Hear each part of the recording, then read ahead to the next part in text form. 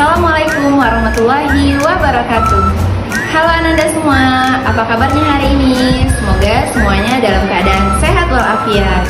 Kembali lagi bersama Bu Dinda dalam pembelajaran bahasa Indonesia. Nah, insya Allah pada hari ini kita akan masuk ke dalam materi baru, yaitu teks laporan hasil percobaan. Sebelum kita memulai kegiatan pembelajaran kita pada hari ini, mari sama-sama kita mengucapkan basmalah. Bismillahirrahmanirrahim. Mudah-mudahan kegiatan kita hari ini dilancarkan oleh Allah Subhanahu wa Ta'ala. Amin ya rabbal alamin.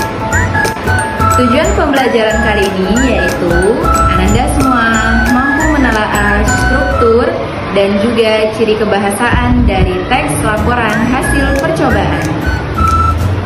Sebelum kita masuk ke dalam struktur dan juga ciri bahasa teks laporan hasil percobaan, kita harus mengetahui dulu apa itu pengertian dan juga ciri umum dari teks laporan hasil percobaan.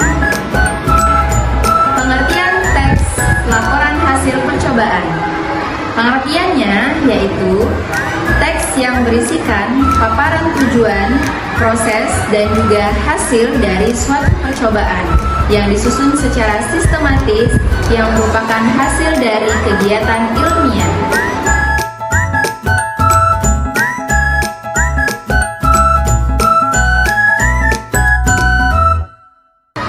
Selanjutnya yaitu ciri umum dari teks laporan hasil percobaan. Dalam ciri umum ini terdapat 5 ciri umum teks laporan hasil percobaan. Ciri umum yang pertama yaitu teks ini jelas harus melaporkan suatu percobaan. Tentunya sebelum kita membuat teks ini, kita harus melakukan percobaan terlebih dahulu. Yang kedua, teks ini wajib untuk bersifat objektif, bukan subjektif, sehingga apapun yang ditulis di dalam teks tersebut merupakan hasil yang benar-benar dihasilkan dari sebuah percobaan. Yang ketiga, teks ini berisikan fakta, bukan imajinasi, sehingga teks ini benar-benar terjadi apa adanya. Yang kelima, teks ini harus terperinci, dimulai dari bagian judul sampai dengan bagian simpulan.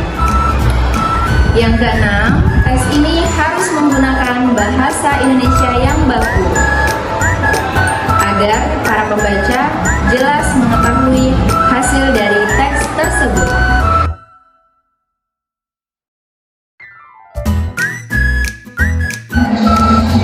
Struktur teks laporan hasil percobaan.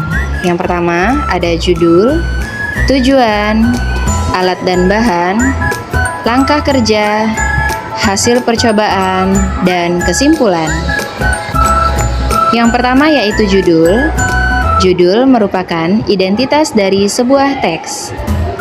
Yang kedua, tujuan merupakan hal yang hendak ditemukan atau diuji pada kegiatan percobaan.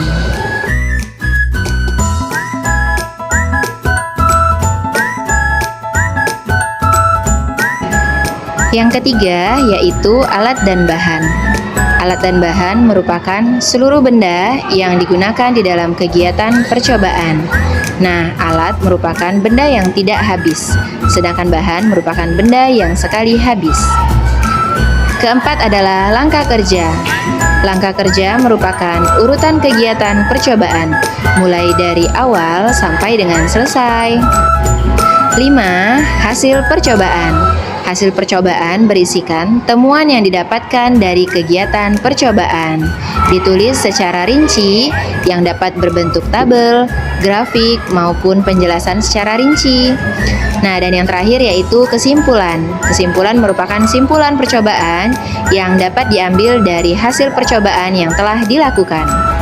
Nah, itu tadi penjelasan dari struktur teks laporan hasil percobaan. Gimana kira-kira Ananda? Apakah sudah jelas semua? Kita lanjut ya ke ciri kebahasaan teks laporan hasil percobaan. Selanjutnya, ciri kebahasaan. Ciri kebahasaan yang pertama, menggunakan kalimat perintah. Setelah itu yang kedua, menggunakan kata penghubung yang menunjukkan urutan. Yang ketiga, menggunakan kata konkret. Yang keempat, menggunakan kata bilangan tentu dan tak tentu. Yang pertama, menggunakan kalimat perintah.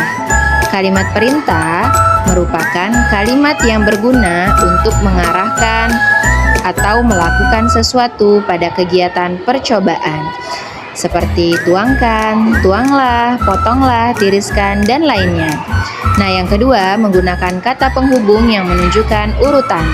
Kalimat yang menggunakan kata penghubung atau konjungsi yang menyatakan urutan, seperti selanjutnya, sebelumnya, setelah itu, kemudian, dan lainnya. Yang ketiga, menggunakan kata konkret. Kata konkret ini adalah kata yang menyatakan sebenarnya. Dalam teks hasil percobaan, segala sesuatu ditulis sesuai dengan aslinya, seperti pisau, gunting, minyak, air, dan lainnya. Lalu, menggunakan kata bilangan tentu dan tak tentu. Kata bilangan tentu adalah kata yang sesuai dengan hitungan baku, seperti 1 kilo, 100 mili, sedangkan kata bilangan tak tentu adalah kata yang tidak memiliki hitungan baku. Selanjutnya, mari sama-sama kita kerjakan refleksi pembelajaran. Nah, di sini sudah ada deretan kata kanan dan deretan kata kiri. Silakan dicocokkan dengan menggunakan garis. Silakan kerjakan, setelah itu akan kita koreksi bersama ya.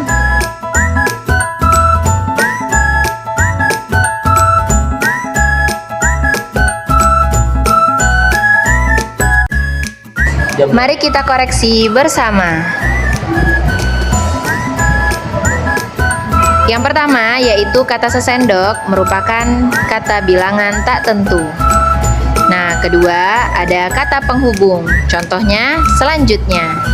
Yang ketiga ada alat dan bahan, contohnya yaitu mangkok. Yang ketiga ada 1 kilo merupakan kata bilangan tentu. Dan yang terakhir ada tujuan yaitu menguji vitamin C.